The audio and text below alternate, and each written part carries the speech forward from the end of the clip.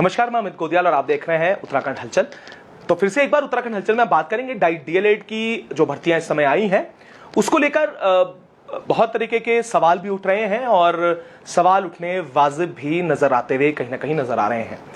सवाल यहां पर यह है कि अभी 2 दिन पहले आपने देखा कि किस तरीके से जो डीएलएड वाले जो अभी वर्तमान में जो डीएलएड के जो छात्र हैं जो कोर्स कर रहे हैं, जो जुलाई और दिसंबर और उसके बाद वाले जो कोर्स वाले जो छात्र हैं वो भाजपा कार्यालय पहुंचते हैं, कुछ मांगे उनकी हैं, पर उसके साथ साथ अब सवाल उठने लगे हैं। 3000 से ज्यादा वैकेंसीज सरकार लाई है, पर सरकार के लाने के बाद एक प्रश्न चिन्ह खड़ा हो गया है। वो प्रश्न चिन्ह क्या है और वो प्रश्न चिन्ह क्यों जरूरी है, ये समझना हम तमाम लोगों के लिए और सरकार के नुमाइंदे और जो पॉलिसी मेकर्स हैं, जो भर्तियां निकालते हैं, उनके लिए भी क्यों जरूरी है, इस पर हम चर्चा करेंगे।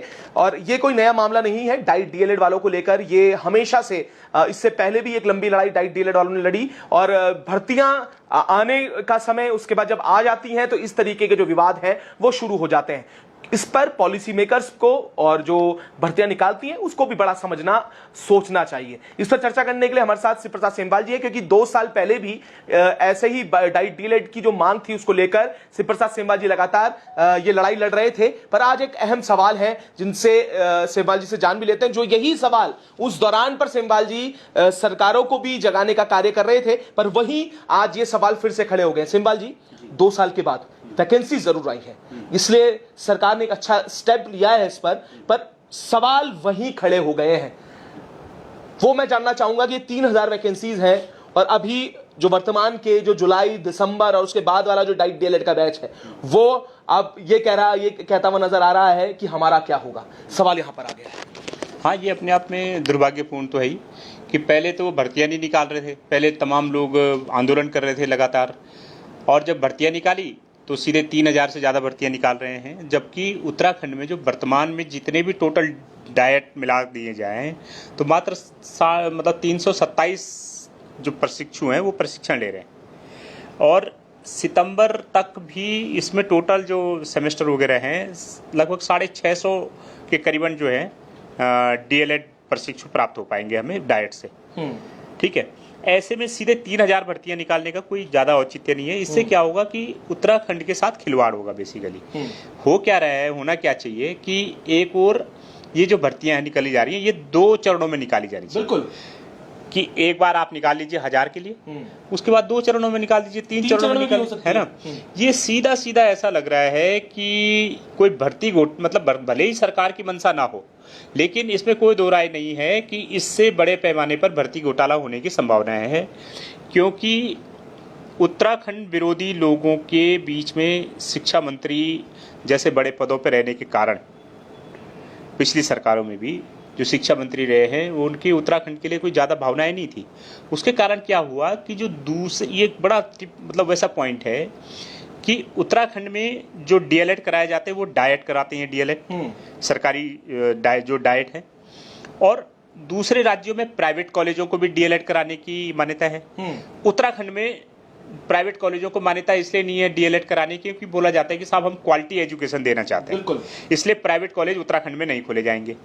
तो बड़ा सवाल यहीं पे यह है कि भाई उत्तराखंड के लड़के, उत्तराखंड के युवा बेरोजगार उसमें प्रशिक्षण लेते हैं, यहाँ पे नौकरी के उनको अवसर मिलते हैं, यहाँ पे आप प्राइवेट कॉलेजों को तो मान्यता नहीं दे रहे हो डीएलएड कराने की, और दूसरे राज्यों को आप बोल रहे हो कि आप वहां से डीएलएड करा सकते हो। और इससे बड़ी बात यह है कि जैसे लोहाघाट में जो डीएलएड डाइट है उसको डीएलएड की मान्यता नहीं मिली अभी एनसीटीई से। तो एक और तो सरकार एनसीटीई सरकारी जो डाइट है उनको डीएलएड की मान्यता नहीं दे रही है, और दूसरी ओर सरकार ही जो प्राइवेट दूसरे कॉलेजों से डीएलएड करके आ रहे हैं जो लड़के, उनको बोल रही है कि साहब आप यहाँ पे डीएलएड में पार्टिसिपेट करने के लिए आप मतलब एलिजिबल हो।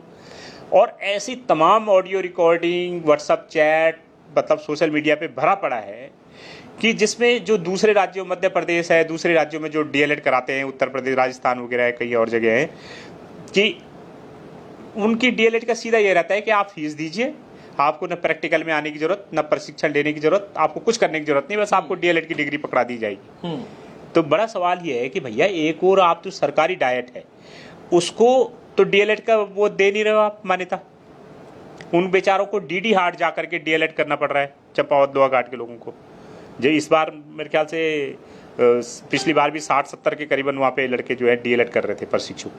तो एक और तो चंपावत जैसी जो डाइट है उनको आप ओके नहीं कर रहे हो, दूसरी ओर जो अर्जी फर्जी मतलब दूसरे राज्यों के जो प्राइवेट कॉलेज हैं जिनका कोई दीन ईमान नहीं है, सारी उनके व्हाट्सअप चैट वगैरह सारा खुलासा हो रखा है कि केवल फीस दो और आने की जरूरत नहीं है। ऐसे लोग क्या क्वालिटी एजुकेशन देंगे? तो इस बात की क्या गारंटी है कि आपका जो यहाँ पे सरकारी डाइट है वो तो डीएलएड करा नहीं रहे हो आप उससे, यहाँ के प्राइवेट कॉलेज जो आपके निगरानी में रहते हैं, आपके अंडर में रहते हैं, उनको आप मान्यता दे नहीं रहे हो। और दूसरे राज्यों में जहां आपकी कोई हस्तक्षेप नहीं है, जहां आपका कोई कंट्रोल नहीं है, वहां से कौन कैसे डीएलएड की डिग्री ले के आएगा अर्जी फर्जी, आप उसको बोल रहे हो कि जी आप प्राइमरी एजुकेशन में आप पढ़ाओगे। ये उत्तराखंड के बच्चों का भविष्य अंधकार में इससे होगा। और मुझे साफ साफ लगता है ये बात कि सरकार की मंशा हो या ना हो ये जांच का विषय है।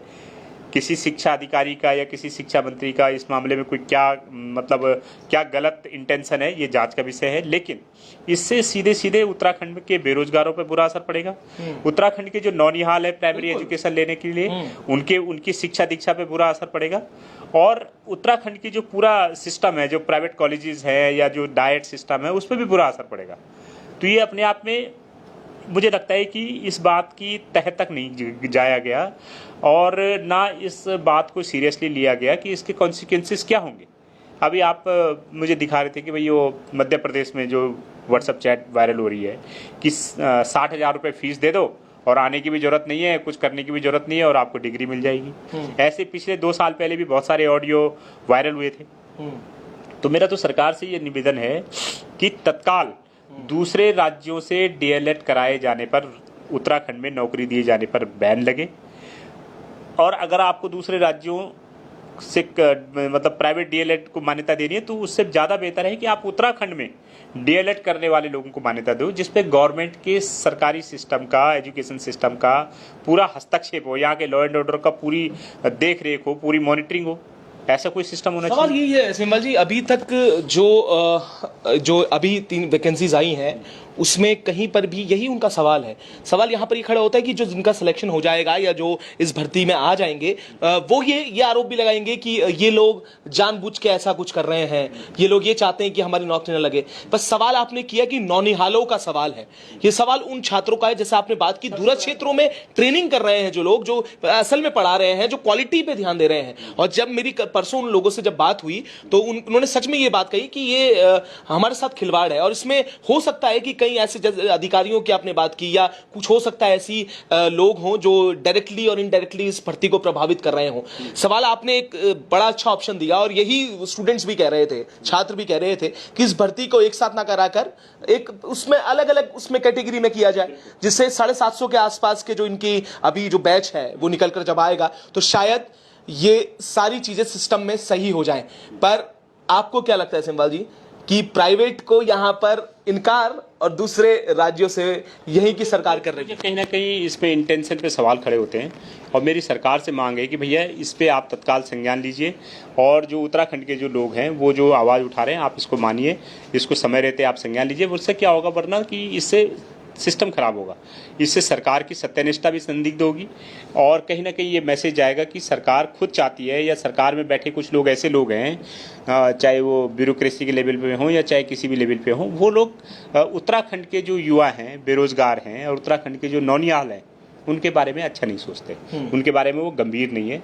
और ये दोनों बेरोजगारों के लिए भी खराब है और उत्तराखंड के जो प्राइमरी स्कूल में जो पढ़ाई करने वाले बच्चे हैं उनके लिए भी कहीं ना कहीं ये जो है खराब चीज़ है। सवाल ये है कि यहाँ पर एक इस पे भी सवाल उठता है कि ये जो छात्र हैं ये लगातार भटक रहे हैं, अधिकारियों के पास गए हैं, डायरेक्टरेट में भी ये लोग गए थे, उसके बाद मंत्रियों के पास भी गए, उनके पे इन्होंने ये अपनी बात रखी, पर जनप्रतिनिधि बनते ही सारी चीज़ें बदल जाती हैं। मंत्री मिलने के लिए तैयार नहीं है, मुख्यमंत्री पे समय नहीं है, साथ ही अधिकारी ये कहते हुए नजर आते हैं अब जो हो गया वो हो गया, ये ऊपर लेवल का मामला है। असल में ये कहाँ पर ये चीजें होंगी? राष्ट्रवादी रीजनल पार्टी की ओर से हम लोग अपने तमाम डीएलएड करने वाले जो उत्तराखंड के लोग हैं उनको आश्वस्त करना चाहते हैं कि उनकी मेहनत के साथ किसी तरीके का भी खिलवाड़ नहीं होगा, उनके भविष्य के साथ भी नहीं होगा और ना हम उत्तराखंड के जो नौनिहाल बच्चे हैं उनके साथ किसी तरीके का खिलवाड़ करने देंगे, होने देंगे। और इसके लिए हमें जिस भी लेवल पे जाना पड़ेगा, जिस भी लेवल पे प्रयास करने पड़ेंगे, हम लोग करेंगे। एक बड़ी प्रेस कॉन्फ्रेंस की भी बात जो वहाँ के छात्र हैं वो करते हुए नजर आते हैं। कुछ ऐसे उनके पास शायद सबूत हैं या कुछ चैट्स हैं, कुछ रिकॉर्डिंग है जो वो शायद अपनी प्रेस कॉन्फ्रेंस में सबको दिखाएं। पर सवाल यहाँ पर यह है सिम्बाल जी, जब जब भर्ती उत्तराखंड में आई है, सबसे ज़्यादा जो त्रस्त हुआ है वो यहाँ का नौनिहाल है। यहाँ की सबसे बड़ा सवाल है, ना जवानी काम आ रही है, ना पानी काम आ रहा है। ना पानी, जैसे ये दशक उत्तराखंड की बात कहते हैं, कई स्रोत सूख चुके हैं, कई गांव त्रस्त हैं और हर घर नल योजना बर्बाद हो चुकी है। वहीं नौनिहालों के साथ जो हाल हो रहा है, ये अपने आप में दुर्भाग्यपूर्ण है। और ये राज्य में जो पलायन हुआ है, जो सरकारी प्राइवेट, भाई अगर इस तरीके के जो डफर लोग हैं, जो बिना ट्रेनिंग के, एक और डाइट डीएलएड की हार्ड ट्रेनिंग सरकारी सिस्टम में होती है, उनको 2 साल तक, 1.5 साल तक जो भी टाइम पीरियड है, पूरा प्रॉपर ट्रेनिंग होती है, उनको छुट्टियां तक नहीं मिलती प्रॉपर, ठीक है, उनको पूरा काम लिया जाता है, पूरी ट्रेनिंग दी जाती है। एक और तो वो लोग हैं, और दूसरी ओर वो लोग हैं जिनके लिए बोला जाता है कि आपको ट्रेनिंग पे आने की जरूरत नहीं है, आप पैसे दे के डिग्री ले लो।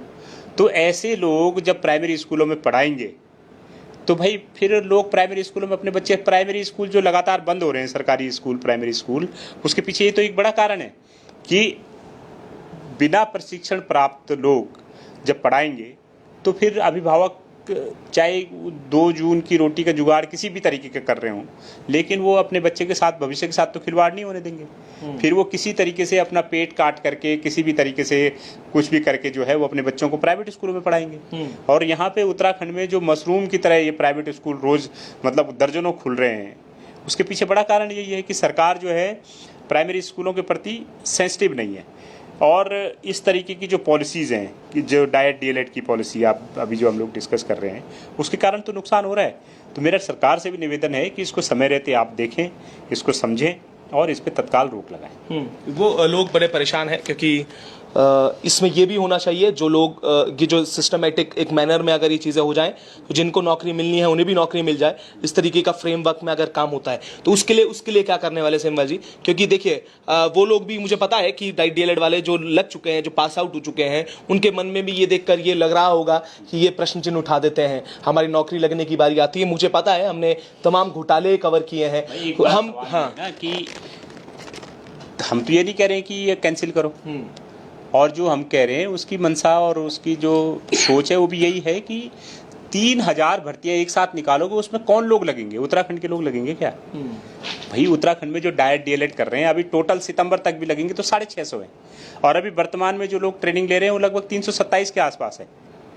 तो वो तो सारे कवर अप हो ही रहे ना जो डीएलएड कर रखा है उन्होंने। तो इसमें उनको नुकसान होने की तो कोई बात नहीं है, बल्कि रोजगार के जो अवसर प्राइमरी एजुकेशन में आने वाले हैं, ये 3000 से ज़्यादा जो पोस्टें आ रही हैं, अगर 2-3 चरणों में होती है तो उत्तराखंड के सारे लोग जैसे जैसे डीएलएड करते जाएंगे वैसे वैसे वो यहाँ पे मतलब भर्ती भी होते जाएंगे।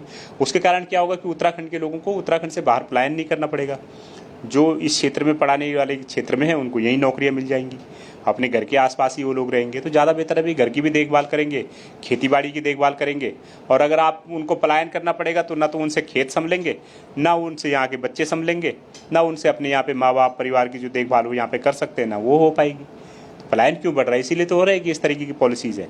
अगर इस तरीके की पॉलिसीज़ को सरकार समय रहते अगर संवेदनशीलता से इसका संज्ञान लेती है और इसको रोकती है, मुझे लगता है कि ज़्यादा बेहतर कदम है। एक आखिरी सवाल सिम्बा जी, इनका कहना ये भी है, पीड़ा इनके मन में है कि इनकी संख्या कम है तो शायद कोई सुनवाई नहीं होती। वो कहते हैं ना कि मैं तन्हा जुगनू हूँ, मेरे चिल्लाने से क्या होगा। तो ये एक वो भी है कि ये अपने को तन्हा जुगनू की तरह मानते हैं जिनके चिल्लाने से कुछ नहीं होता। पर ये भी एक सवाल इसमें होता है कि जब सब मिलकर आवाज़ उठाते हैं तो ज़रूर फ़र्क पड़ता है। पर इन्होंने कहा है कि हम कम संख्या है तो इसलिए इनकी सुनवाई नहीं हो रही है। तो ये क्या मुद्दा होना चाहिए कि अगर 10 भी संख्या है उनके साथ गलत हो रहा है तो क्या आवाज़ नहीं उठाएंगे? समाज के प्रति जो सरोकार रखने वाले लोग हैं, भले ही जो प्रोफेशनल पत्रकार हैं, जो प्रोफेशनल राजनेता हैं, वो भले ही ना उठाएं, उनके मुद्दे दूसरे हो सकते हैं। इनका ये भी कहना लेकिन भाई जैसे उत्तराखंड, मैं एक सवाल करना चाहूंगा। इनका कहना ये कि पत्रकार भी, मतलब हम भी इसी फील्ड से, पर कई लोग नहीं आ रहे हैं, आवाज़ नहीं उठा रहे हैं, ये भी इनका पीड़ा है इसमें लेकर। देखिए, हमारा तो ये मानना है कि जो सही है हमें सही के साथ खड़ा होना चाहिए। वो चाहे अकेले हों चाहे 100 हों, उससे कोई फर्क नहीं पड़ता।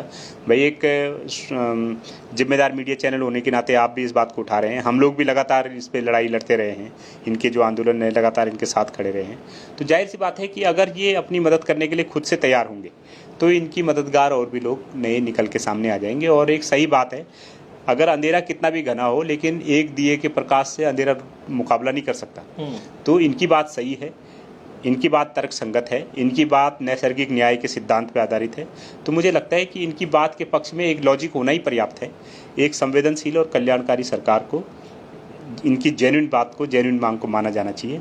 और ताकि एक तो जो उत्तराखंड से बाहर से डीएलएड करने वाले लोग आ रहे हैं, जिनकी शिक्षा की कोई गारंटी नहीं है, सरकार की कोई मॉनिटरिंग नहीं है, सरकार का कोई हस्तक्षेप नहीं है, सरकार के कोई होल्डिंग नहीं है उसमें, तो उस तरीके की चीज़ों को अवॉइड ही करना चाहिए।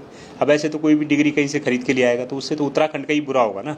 उत्तराखंड के जो बच्चे हैं आज जो प्राइमरी में हैं, कल 15-20 साल बाद जब वो मेन स्ट्रीम में आएंगे तो वो क्या देंगे, क्या रोज़गार करेंगे, क्या उनकी जब उनकी बेसिक फंडामेंटल जो प्राइमरी नींव है वही पूरी खराब रख दी जाएगी। तो इसलिए सरकार को चाहिए कि भविष्य के बारे में भी सोचे, उत्तराखंड के बेरोजगारों के बारे में सोचे।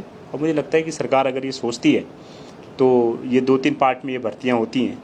और इसके अलावा जैसे चंपावत मैंने आपको बताया, लोहा घाट जैसी जगहों पे जहाँ पे सरकारी डाइट को डीएलएड की मान्यता टाइप की उनके लोग बड़ा संघर्ष करना पड़ा उन्हें। तो इस तरह की चीज़ों को अगर सॉल्व करें तो मुझे लगता है कि चीज़ें अभी ठीक हो सकती हैं। बिल्कुल। तो बहुत शुक्रिया सिम्बाल जी। और ये ज़रूर है, देखिए यहाँ पर मैं आपको बता दूं कि ये जो आवाज़ें हैं, जैसे कहा कि ज़रूर है कि एक दिए के जलने से अंधेरा दूर नहीं हो सकता, पर गलत जो है उनके खिलाफ खड़ा रहना भी अपने आप में एक दिए की रोशनी बराबर है। पर ज़रूर है कि कुछ हद तक रोशनी हो पाएगी। और सवाल यहाँ पर यह भी है कि हमने बड़े आंदोलन कवर किए हैं, मुझे पता है कि इसके बाद शायद हमें नेताओं को तो लोग याद भी रखे, पत्रकारों को कोई याद ना रखेगा, ये अमूमन होता है। पर ये आवाज़ जो है गलत के खिलाफ और गलत के जो सही लोग हैं उनके साथ हम हमेशा खड़े रहेंगे और ये उत्तराखंड हलचल खड़ा रहेगा। तब तक के लिए आप भी ऐसे जुड़े रहिएगा, क्योंकि ये मामला बहुत लंबा है। इस पर भी जो सिम्बाल जी उन्होंने कहा है कि ये लड़ाई जारी रहेगी और हम भी आपको लगातार दिखाते रहेंगे कि क्या कुछ कहना है, कि चरणबद्ध तरीके से क्या ये सिस्टम मैनर में बदलाव होगा या यूं ही फिर से एक बार जो न्याय की बात करते हुए छात्र हैं अपने आप को ठगा महसूस करेंगे। हम भी लगातार इस पर अपडेट करते रहेंगे। तब तक जुड़े रहिएगा और देखते रहिएगा उत्तराखंड हलचल।